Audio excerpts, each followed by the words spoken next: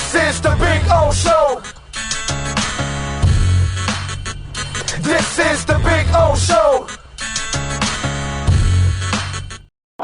Heat fans, time for the best insight of your favorite team with insider Ira Winderman, exclusively on the Big O Radio Show. It's the Acura of Pembroke Pines, Miami Heat and NBA report. Here's Ira Winderman. Friday, let's rock and roll. How are you doing, Ira? You doing good? I am doing good, enjoying this slower period for the Heat, letting the Panthers have their form a little, but in 2 weeks, all going to begin up big time with the NBA draft, with free agency, and at least with a minor makeover of a Heat team that I think recognizes at least a little more is needed. Yeah, but I don't think we'll get to the lipstick on the pig in a minute. But let's get to the NBA Finals. Sure. Because it's kind of like an interesting dynamic. You're talking expansion. Mm-hmm. So did you set up your aprons so you would eliminate super teams to really create a even level playing field, which then you can now expand and make it more, since parity is what it is. Even expansion teams will be early on able to collect picks the first couple of years because they're not going to be very good. So they're going to be players down the line, shortly in a few years from collecting picks, because that's the system. That's the way you do things. Now, is that the end game in a way? Because this is our NBA Finals where we're not watching any super teams.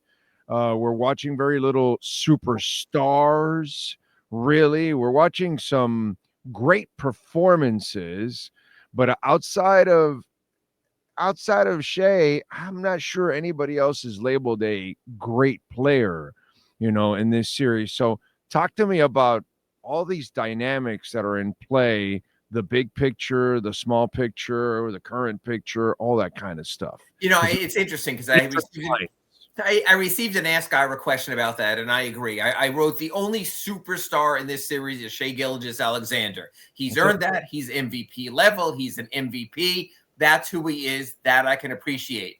So what you see is a team like Indiana, nice players. Let's face it, Tyrese Halliburton has had a breakout playoffs. He had a good, very good all-star level season, but you know what? They're 24, 28, 30 all-stars, so that's a little bit different. But I think the problem is, and I don't know if there's an answer here, you can also delude yourself because the Pacers were only a number 4 seed. So the thought is the old puncher's chance. If we just get there, if we give ourselves a chance during the regular season, we can get there. And I think you have to be very careful with that, because even before we get to Adam Silver's prospective expansion to Vegas and Seattle, we're going to have a few seasons ahead of that. And when you look at the East right now, we talked about this in our Acura Pembroke Pines report last week. You can convince yourself, even the Miami Heat, that you're close, because you can say Lillard is definitely out of Milwaukee. Giannis might be, because you can say Jason Tatum is out for the season in Boston. They have to shed salary because of the second apron. Because you could say Tom Thibodeau's not coach of the Knicks. It could take them a little bit to find their legs and really see who they are. Because Orlando and Detroit are still growing teams. Because Cleveland was rocked in the playoffs as to their reality. You also have to be careful that if you just play for the puncher's chance, you're not setting yourself up and seeding yourself for the long run. So what I think you have to do, Big O, and this is contrary to maybe how you're looking at it, you have to forget about these finals. You have to forget about what the Pacers might wind up doing, and don't delude yourself into thinking there's an easy button and an easy way out. There isn't. Team building is difficult. Team building was the Panthers going for Barkov over Seth Jones and building over the years, with taking Huberdeau, a nice player, and making the bold stroke of a better player in Kachuk, in constantly churning through third and fourth line players until you found the right fit, making your move in free agency for Bobrovsky, making your move in free agency, trying to get Panarin, not getting him, but moving forward with other players. It's a process, and there is no. By the way, it was very methodical for the Panthers. They didn't get here overnight. Absolutely. When ownership took over, it was a different coach. It was a different general manager. It was a different team. they had to figure things out and start to eliminate what wasn't working and find pieces that worked.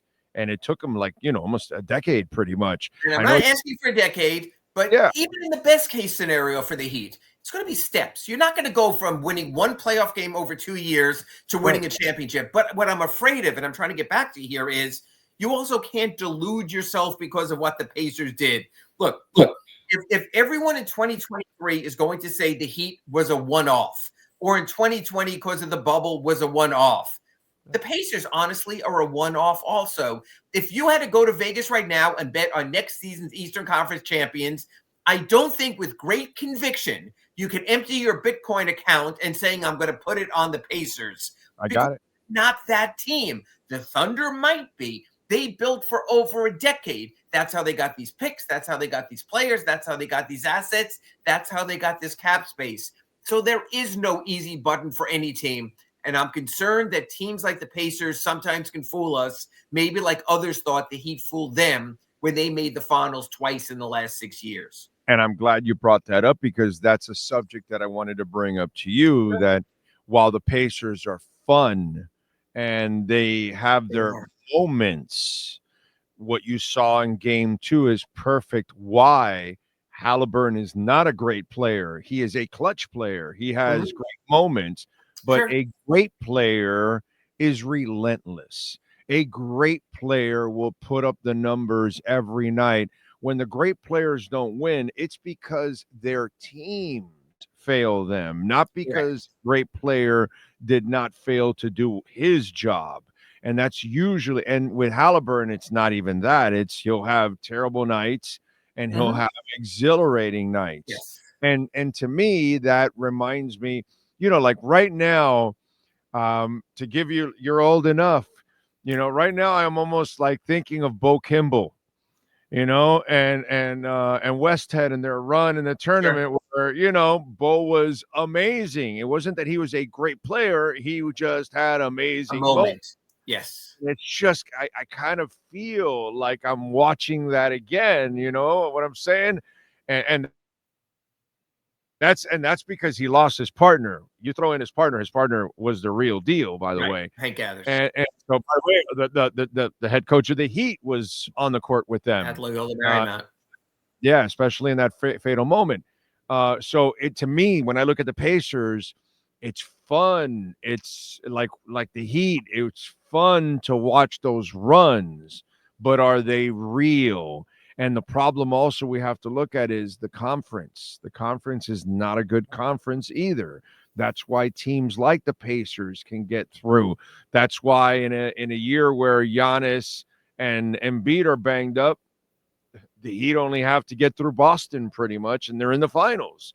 You know what I mean? So it's just sometimes you get those breaks, and I agree with you. You can't get drunk on thinking, hey, we can roll the dice and be the Pacers. That's actually what the Heat have been doing for the last few years, because they got intoxicated with the bubble run and then the other run after that they thought, hey, we've always got a chance. And actually, I've been checking my phone here because I wanted to look at the box score from Sunday night as we look ahead to Wednesday's Game 3 in our accurate Pembroke Pines report. And I looked at Pascal Siakam's line. And Pascal Siakam was 3 of 11 for 15 points in Game 2. You know what that is, Big O? That's a Bam Adebayo offensive scoring line. And the reason I bring it up is this. All these Heat fans, make a trade, do something, get something different. It's not that easy. Indiana gave up 3 first-round picks plus players to get Pascal Siakam as their final piece. He was very good in Game 1. He's had some very good playoff games, but he's not a superstar. No. He's not that next-level players. They're hard to find. So for as much as people want the Heat to go all in and give up picks and make a trade, it has to be the right trade. It has to be for the right one. Indiana thought they had it. They went in all in for Pascal Siakam. Hey, as long as you're okay with 15-point games, that's fine. But it shows you how hard it is to find those perfect pieces, or else it gets hard, like it is for Indiana in this series, like it will be again for Indiana next season. Sometimes hit it with the perfect trade. That's what you wait for. Hey, what the Lakers did for Doncic, I would do 100 times out of 100. Yeah, if I was the Heat, I would have gone in with Adebayo. but you have to wait for the right moment. So Heat Nation, it can't be telling Andy Ellsberg and Pat Riley and Adam Simon, just make a trade. No, make the right trade. Hold on to your Huberto until the Kachuk comes along and you seize the moment, as opposed to all these other teams that make these desperation trades that are good but not good enough. Yeah, like, the Terry Rozier stuff. You got to stop doing that. You got to stop giving away. That's a good, costly, painful example. Absolutely. And it comes back to bite you, because you know what? All these teams only have a package of so much assets, and it's how you spend your assets. Look at the Knicks and their 5 first-round draft choices for Mikal Bridges. Now, that might work out fine. Big O, is Mikal Bridges a superstar? No. Is he a 5 first-round player? No. So when you make that move, because you know what? The Knicks can't make another move because of that, because they cashed in all in. You have to wait for your moment to seize your moment. Your moment was your Jimmy Butler moment. Boom, you won that. You gave up a first-round pick. You'll deal with that. You have to seize the right moments. Yeah, you milked that one. There's no doubt. It was an ugly ending, but you could not imagine 5 pretty damn good years. Yeah. Yeah. If you didn't get the other star, you couldn't ask for more from this team. You really got more than enough. And again, the intoxicating part, Pacers are 8-1 in clutch games, which is just like, it's just baffling, dude. And kudos to them, because they have come up big in some big moments, and but you can't count on that as your path to victory. You can't. It's not a long-term type of plan in the end. All right, so we've got now Stephen A. All right, now Screamin' A throws this list out there, and it's you saw it already, I'm sure. And on the KD side, the Heat are in 5th place for his services. On the Giannis side, Miami's in 4th place. He's got the Knicks, shocker, at the top of the list for both of them. And then Houston in 2nd place for both of them. Then T-Wolves and Dallas. And then he's got Detroit and, Boston and Miami and all that in the mix in the bottom.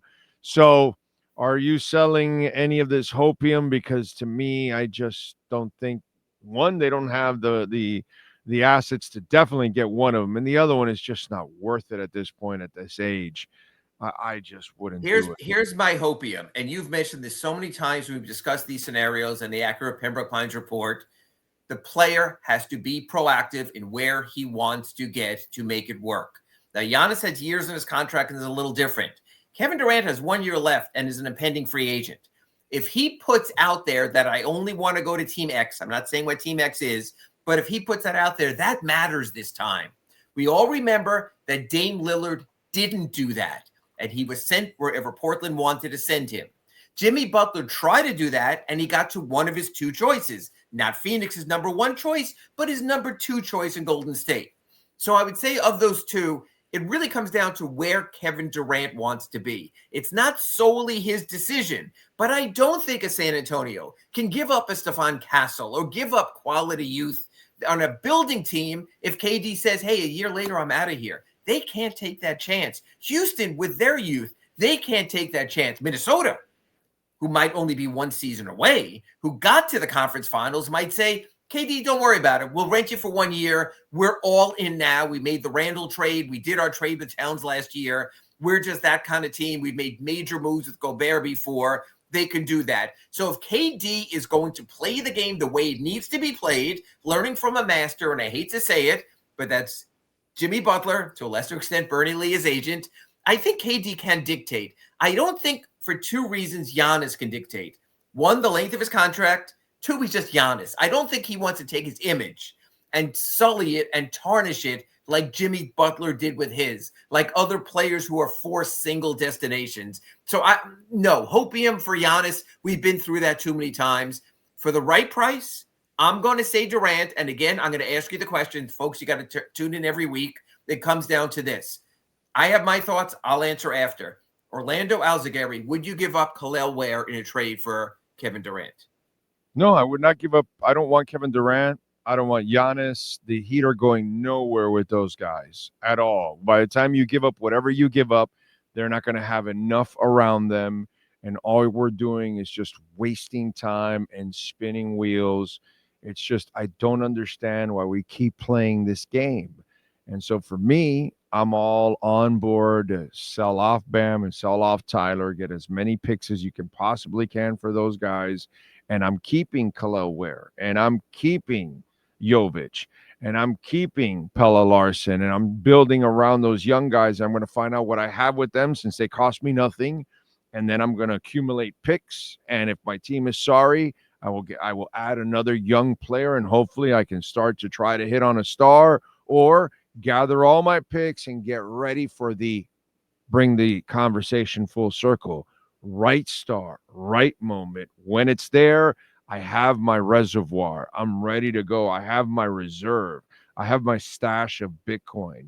Right now, I got nothing, bro. I got Dogecoin. I got nothing right now. So that's what I'm doing.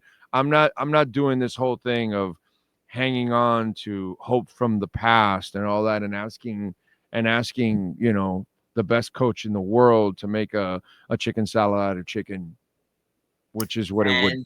I probably, because of where the East stands, if I can get Kevin Durant without impacting my primary rotation and still having a future, I would at least consider it. If it's 0.2, like you're saying, I still would only give up Bam. I think I can get enough collateral to rebuild my war chest. Today's NBA is about scoring. Tyler Hero is an absolutely elite level scorer. And you know what, Big O? I don't want to hear anything more about he doesn't defend and they picked on him. Because you know what? Steph Curry doesn't defend. Plenty of great players in our league don't defend. You've got to score. I need a scoring anchor. I need a 25-point per game guy who's still young. Let's not forget about Tyler Hero. He's still a young player who entered the league young, still finishing up his rookie extension. I would lean in that direction, but I also would wait on the extension till after the season to see if he can back it up, to see what the league perspective is on him. Then I would make my move when the Rozier contract expires, when the Robinson contract expires, maybe when Andrew Wiggins opts out. That's how I would approach it. Okay, so your gut tells you, it sounds to me, they're going I know who this team is. I know who this team is, that right now they are crunching every possible number to see how they can get Kevin Durant. Look, you know what? You might know the right thing to do. You might know what you want them to do, but you also, Big O, have to know what you're dealing with. You know, with the Marlins, when they talk about their prospects, they're going to trade them off as soon as they become good, or let them get injured. It's too late. You know that. Yeah. You know, with the Heat, who they are is if there's still a chance to take a bite at an apple, they are going to open their jaws and they're going to try to seize the moment. Hold on a second. You said, and you're right about this part of it. You're right, not the big picture part. Oh, well, I could try going this way because I see the East. Okay, but I see the West. You're not beating the West anyways. And you got to build a team to beat the West. It's only one series. It's only one series. And look, after game one, even Orlando Alzugaray thought there might be a chance for the Indiana Pacers. I think at least you would give me that much. So there's always a thought. Bubba, hold on a second. I give the Pacers a chance because Halliburton has bigger balls than anybody. Tyler Hero and everybody on that team combined. None of those guys could ever match what I've seen from Tyrese Halliburton. That's why I say it, my brother. Okay, Tyrese Halliburton and Pascal Siakam and those guys, whatever they've shown you more balls, more character, more toughness, more mental toughness than this sorry-ass Miami Heat organization has the last couple of years. The players outside of Jimmy Butler are weak, fragile. They are nothing, my friend. I don't believe in Bam at all. You just said it earlier in the thing. That's a Bam line, 3 out of something. But I don't get the Pascal Siakam clutch moments from him. I don't get Tyrese Halliburton out of Tyler Hero because they don't win playoff series like this and get to that point when they're led by Jimmy, yes, but not led by them. And so to me, that's the difference where I give Indiana a chance and hope because, dude, they're 8-1 in clutch games. You know who's pretty damn clutch? Kevin Durant's pretty damn clutch, and he's been doing it for more than a decade. And if you have that in the mix with Bam, he cannot carry a team anymore. You know it, Ira. You have to. He has to clutch a team. He has to clutch a team, not carry. He has to clutch. His numbers last year, if he met the requirement, were all NBA level. He has played well. I put him on Boston. You want to clutch him? Clutch him on. That's exactly what Tatum needs. Tatum needs that other clutch dude. And I think a Miami Heat team with Bam Adebayo, Tyler Hero, and Kevin Durant would make themselves a contender in the East. Not the NBA, but in the East. For 1 year, maybe. Be a heck of a year. But you're throwing your assets away. You're back again. It depends. Again, it depends how much assets. It depends if you feel you're not winning anything, and you're going deeper into the abyss. I could say deeper into debt is the way I would put it, and I would say it this way: you're going to give debt. What $37 trillion for our country? Is that debt or the abyss? It's the same shit, man. I think if you give up Wiggins and you give up a pick in the 30s, I don't care, that's the 2030s, then it comes down to whether you're giving up too much in Khalil Ware. And there are varying opinions on what he will become, if he becomes an Hassan, if he becomes a Derek Lively, and what he winds up there. I take that chance. But again, not that I'm agreeing with Stephen A. Smith on anything, but other teams have more to offer. So what you do if you're the Heat, you sit back, you say, this is it. It's you know what it's like, Big O? It's like Shark Tank. You know what bid you're going to be in on. The Miami Heat should craft a smartly crafted package and then sit back. If the package works, go for it. If not, I agree. You don't give up too much of your future. So what you and I are debating is how much is too much. Now, question. Okay, you know what they're going to do. Obviously, you're telling us. It's who they are. It's who they are. Okay, you know what I want to do. If you were in charge, what would you do? It's just what I would say. If I can get Kevin Durant for the right package of this year's number 20 pick, they have plenty of youth already in place. Khalil Ware, Andrew Wiggins' contract, because they're trying to get rid of it anyway. Contract filler and a future protected pick, I would do that. To me, that's one future protected pick, which you still will control in lottery situations, and you'd be giving up on Khalil Ware. The Suns do need a center, have needed a center for years. Again, the Spurs come in with more. The Rockets come in with more. The Timberwolves come in with more. You just sit back and then you say, what would Orlando Alzugaray do? So to me, the Alzugaray plan, even though it begins with an A, would be plan B. Yeah, I think, but you're offering very little in the end. And that's what I'm saying. It's just like in Shark Tank, just like you're Mr. Wonderful sitting there. And if you want to take my offer and give me 25% of your franchise rights, I'm all in. Anything less, enjoy your newfangled umbrellas. Yeah, great example, by the way.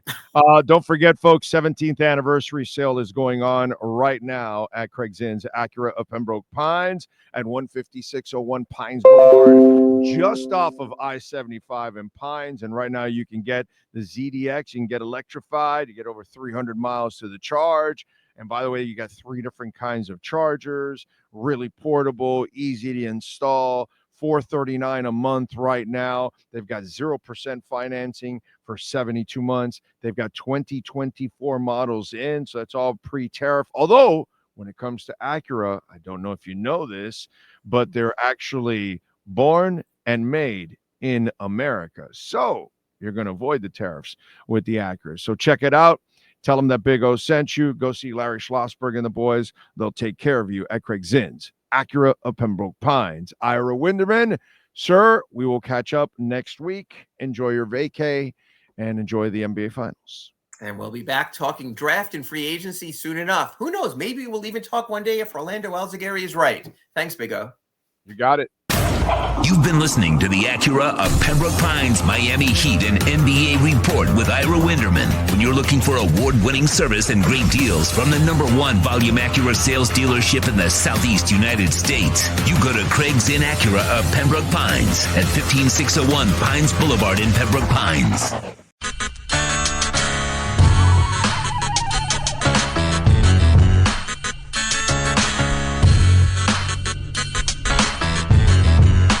This is the Big O Show. This is the Big O Show.